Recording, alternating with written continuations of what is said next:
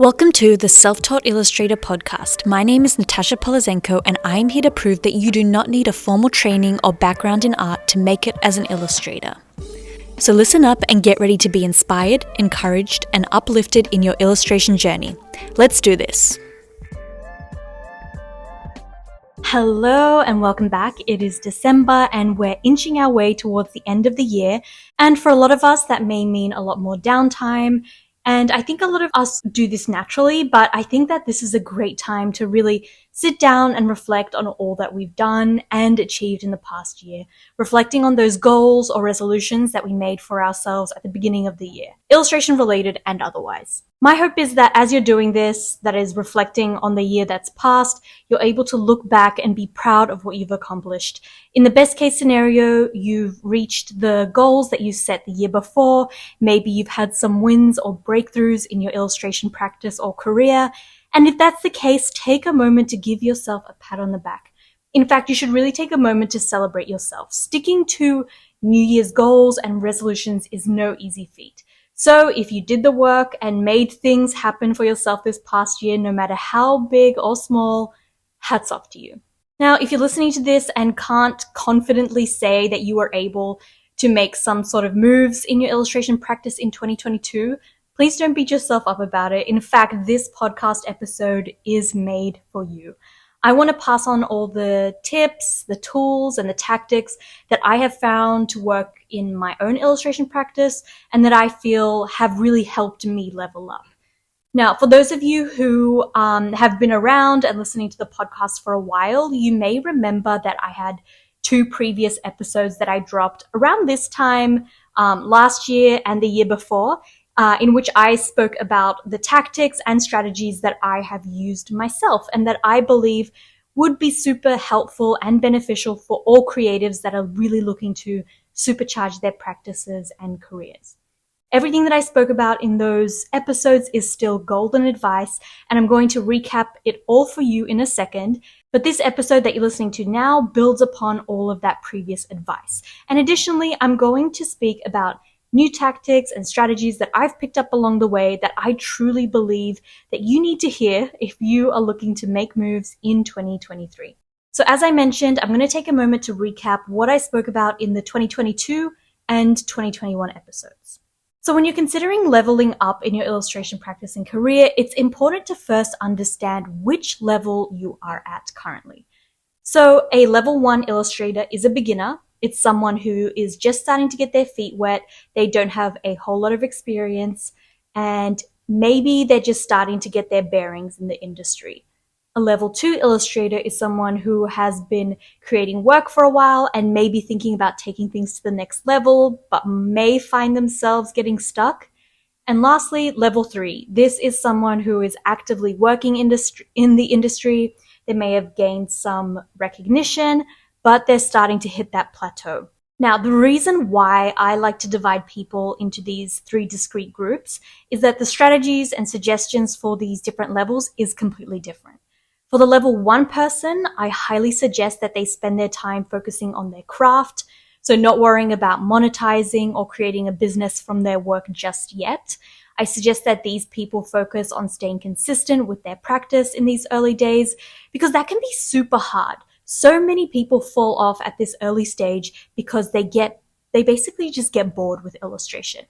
So for these people, I like to suggest challenges that force a daily habit or practice. So this might be something like a sketch a day or, whatever it is. The aim is to just help you get into the flow of creating and to prove to yourself that this is something that you're actually serious about, that you want to stick with. There is nothing worse than pouring all your hard-earned money into fancy tools or software, a website, or whatever it is, just to find out later down the road that you might not even like illustration that much. Another practice that I like to suggest for level 1 illustrators is to just do a lot of tracing. Tracing photos will help you get a better feel and understanding of how to draw different objects and elements. Only thing is, you are not allowed to post these tracings. Number 1, you could get in trouble copyright-wise, and you also don't want to start building a reputation as the person who traces. Trust me. Okay, so now we have the level twos. There are a lot of different obstacles and issues that people in this level might be experiencing, but I want to speak directly to the number one issue that I typically see amongst people at this stage, and that is finding and developing a unique personal illustration style. And I know this is easier said than done, but I truly believe that taking the time and energy to really go in and uncover that personal style is that thing that is really going to help the level twos get to the next level. Developing a unique illustration style really puts creators into a league of their own. And there are multiple reasons for this. Firstly, when clients, customers, or whoever is looking to hire or buy something from an artist or illustrator, they are typically going to look through their body of work, right? And wherever that may be, so whether it's Instagram, their website, Behance, whatever, if they look at that body of work and every piece is different, there's no consistency and no style, it makes it super hard for the client to know what they're going to get if they choose to hire you. And they're probably just going to click straight through to the next illustrator. Whilst if you have a strong personal style, people are going to immediately know what they're going to get from you. And the best case scenario is that the kind of work that you create is exactly what they might be after for a given project or campaign, which is an excellent position to be in because it means that they will be more likely to pay whatever rate you set. Because it isn't as easy for them to find another illustrator because that's your style and no one does it better than you. So that's all to say, finding, developing, and solidifying a personal style, in my opinion, is the absolute best thing a level 2 person can do for their illustration practice. I have a bunch of resources that I've created around illustration style. I have a whole course around this, but I also have some free materials that I'll link in the show notes. Okay, and lastly, I want to touch on the level 3 illustrators for people who feel like they are plateauing in their success. I recommend taking some time to really shake things up. The very best things that I have done in my own practice is to take education more seriously. I have taken a lot of courses and classes to upskill and provide me with new perspectives. And these can be illustration related or they don't have to be. Learning about business, marketing, web design, whatever it is that will help you fill that void in your business. Okay, I know that was super quick, but as I mentioned, for now, I'm just still recapping. So what I'm about to describe to you is an approach to goal setting and planning for the new year that I have found helpful in my own practice and career. I'm basically rehashing exactly what I talked about in the Level Up Your Illustration in 2022 episode, so please bear with me as I get through this because I think that this information is still super valuable. So the first thing I want you to do is to set aside some quiet time for yourself. Don't do this while you're watching TV, commuting, or at work. I want you to find some time in your day, even if it's just 30 minutes that you can spend with yourself and not be interrupted. Find a space or an environment where you feel like you can fully relax and not be distracted. So for me, I like to go to cafes. For you, that may be a park, a quiet place in your home, whatever you like. I also want you to grab a journal or notepad. It's preferable if this is like a dedicated journal, so somewhere where you only write down some of these big reflections and goals. This is important because you want this to be something that you can quickly and easily pick up and return back to at any time without having to sift through to-do lists, sketches, and whatever else. Okay, so once you're in your quiet spot with your journal, what I want you to do next is to imagine exactly where you want to be and who you want to be in 5 years' time. And I want you to be extremely specific. In exactly 5 years from now, where will you be? Who will you be? First, do some quick math. How old will you be in 5 years? Try and imagine the ideal scenario. What city do you live in? What kind of home do you want to live in? Who lives with you? Now, this is going to vary from person to person, but the goal here is to script out exactly who you will be 5 years from now. Paint a picture in your mind of the most idealized and highest version of yourself. If you don't know exactly what you want for yourself yet, don't let that stress you out. Focus on the things that you know you want for now, and don't worry about all the logistics or how hard you think it will be to achieve this. Now, it's also super important to start to pinpoint how you want to feel and act in this version of yourself. Of course, everyone wants to be happy, but think about certain states of being that would be the ultimate ideal for you. So go through this exercise and you can go as deep as you like. I've known people to write full scripts of their day from morning to night, describing every detail of their day. You can be as detailed with this as you like. What's important is that you start to define and get to know this ideal version of yourself. As a part of this exercise, you'll also want to make sure that you outline what your future illustration practice or career will look like. So 5 years from now, what will you be doing? Will your art be on display in a gallery? Will you be selling NFTs of your illustrations? Will you be a highly sought after freelancer, a studio owner? Think about what makes you most excited and start to build up this image in your head. Again, think about what it would feel like to achieve this thing. Think about all the thoughts and feelings associated with this goal of yours. And again, make sure to write it all down. Okay, so for the next step of this process, I want you to write down a list of 3 to 5 of your ultimate mentors. So people who you look up to and idolize. These don't necessarily have to be people within the art or illustration field. They can be business experts, entrepreneurs. Basically, if you want to imagine that you could pick anyone in the world to be your private mentor to help you get from where you are to where you want to be.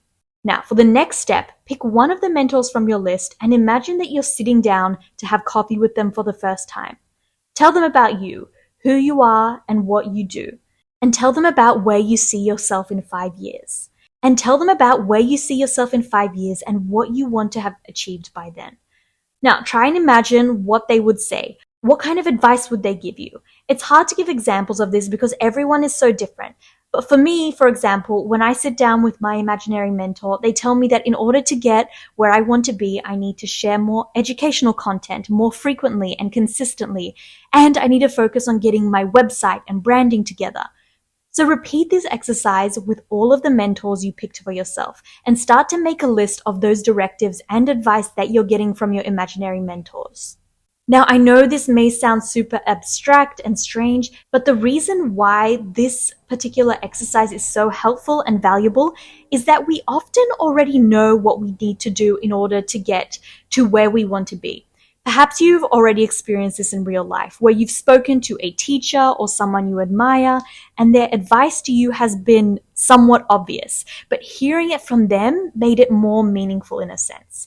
Through this exercise, we want to unearth those somewhat obvious steps and get them down on paper. Now, I want you to imagine that this time next year, you are going to have another coffee with your mentor, and you will have to show them proof and evidence that you took action on their advice. These are going to form the basis of your yearly goals. Start to write down all the things that you need to, quote unquote, show your mentor, and start to create tangible and realistic goals around each. So to use myself as an example again, if my imaginary mentor told me to get my website tight, could I, for example, set a goal around hiring someone to help me with building a website? And when it comes to creating consistent and frequent educational content, could I perhaps write a goal like I will post one piece of educational content every week? Now, getting to this granular and tactical level of goal setting may not seem as exciting as those big 5-year projections, but really it's these smaller actions that make those bigger dreams a reality. A lot of people will fail in their New Year's resolutions because they create big, lofty goals they want to achieve and fail to break it down into actual action. Okay, so now that we have our yearly goals, we want to break those down ideally into weekly to-dos. So again, this will be different for everyone, but we want to start to create specific, actionable to-dos that we want to stick with each week. So for me, maybe that's to create and post one illustration per week and upload it to my online store. Whatever it is for you, the goal here is to set up a cadence of things that you will do each week. As you're working through what at times may feel like mundane or boring tasks, you need to remind yourself that these little things that you're doing each day are ultimately going to ladder up and help you become that idealized version of yourself. This approach is so helpful if you stick with it. And I know for myself, at least, that it has really helped me set strategic goals that have helped me move down the right path towards a career and practice that I love and feel right for me. Okay, so now that I'm done with those recaps and I've shared some of those tactics with you, I would also like to share some newer ideas and strategies that I believe anyone can take to level up their illustration practice in this upcoming new year. So the very first thing I want to talk about is this book called The One Thing by Gary Keller. I will link it in the show notes. Now, I may have spoken about this on the podcast before, but it's worth bringing up again because I feel like so many of us illustrators, and myself included, feel like they need to be doing more, to be on more platforms, going after more clients, making more content for social media. Like, you get the gist. We often equate leveling up with pushing ourselves to do way more than we should, which a lot of the time just ends with spreading ourselves too thin and potentially burning out. The One Thing book preaches that, I guess as the name suggests, that we focus our time and energy on one thing at a time. So of course, that doesn't mean that I am, for example, solely focused on Instagram and neglecting every other platform. What it means for me is that I'm really prioritizing and laddering up my goals to serve my one thing. So I suggest taking a moment to reflect on your long-term goals and really think about which is the most important. What is that one thing that you want to relentlessly go after? Doing this has really helped me stay focused and centered in my practice. So my one thing was to focus on building and improving the Illustration Style Academy course for my current students, as well as for prospective students. So I was doing a lot of behind the scenes coaching, but then also creating educational material for social media to help spread awareness about what I do. Now, although I was solely focused on making sure that everything I did laddered up to my one thing, I was also getting asked to do freelance work and do some brand partnerships, which was super awesome. And of course, I am always grateful for those opportunities. And I did take some of them because I felt like it meant more exposure and that could potentially lead more people to learning about me and my course.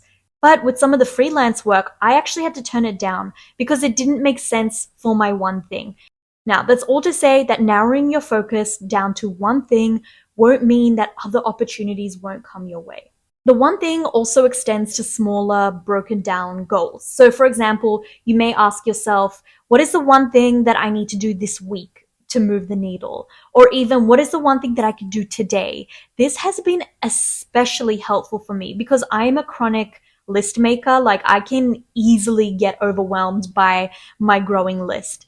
But when I changed my mindset to only having to do one thing each day and the rest of the items on my list were just sort of nice to haves, it really helped me make sure that I was staying on the right track. This actually connects to something that I once heard on Andy J. Pizza's podcast, The Creative Pep Talk. He speaks about focusing on the one domino that when pushed will have the most impact, causing a cascading effect. And this is how I see the one thing. It's pinpointing that one thing in your illustration practice or career that will have the most impact and get you closest to where you want to be. All right, so something else that I wanted to talk about when it comes to ways that you might be able to level up in 2023 is to really step into the role of a business owner. When it comes to growing a business owners are often taught to reinvest their profits in order to grow and get to that next level. And I really think that we as illustrators should be operating with that same mentality. And I know that this is, again, easier said than done because, of course, we all need to pay rent, we need to put food on the table, but thinking about investing and putting back money into our businesses is a surefire way to jump up to the next level. So investing in things like courses, mentorships, websites, those are the top things that immediately come to my mind as things that illustrators might invest in. Okay, now the last thing I want to talk about that I feel has really helped me level up this year was incorporating the Pomodoro technique. Now, I was really considering not including this because I thought it just all sounded a little too fluffy, but here we are. Maybe this will help one person out there, fingers crossed. Basically, the Pomodoro technique is the idea that you work solidly for 25 minutes with no breaks, no interruptions, like not even getting up to go to the bathroom. Then after your timer or alarm goes off, you take a break. Do what you need to do and then repeat as many times as you like. So there are some scientific reasons around why this works, but for me, it just feels like I'm tricking myself. Like 25 minutes just seems like a small amount of time, but when it comes down to it, you can get a lot done in that small time frame. So for me, I will do this when I'm illustrating because I can often get distracted. I'll check my phone, I'll go grab a snack, so on and so forth. Illustrating in these short bursts have allowed me to finish my illustrations a lot more quickly and free up time for other tasks. If you haven't already, you need to try this technique. It's been a game changer for me, and this is a little bit embarrassing to say, but I also use this technique for other things in my life, like cleaning my apartment, and I swear it's the best. Now, as we're coming to the end of this episode, I just want to leave you with one last thought. Self-esteem comes from making promises to yourself and keeping them. So as you think about setting goals for 2023, remember that this is something that you're doing for yourself. And imagine how proud and accomplished you will feel this time next year after having stayed true to your goals and the plans that you made. So that's it for now. Thank you for tuning in to the Self-taught Illustrator Podcast, where we prove that you do not need a formal training or background in art to make it and thrive as an illustrator. If you're listening on Apple Podcasts, please take a moment to give this a 5-star rating. And if you're feeling extra generous, please review too. I'm going to be giving listener shout outs, so drop your Instagram handle in there too if you want to be featured in an upcoming episode. Okay, so thank you again. I hope this episode was helpful to you. You can find me at Natashko, that's Natasko, on TikTok or Instagram, and I'll also link my YouTube channel in the notes. I look forward to bringing you more illustration tips, tricks, and nuggets of wisdom. All right, until next time, bye for now.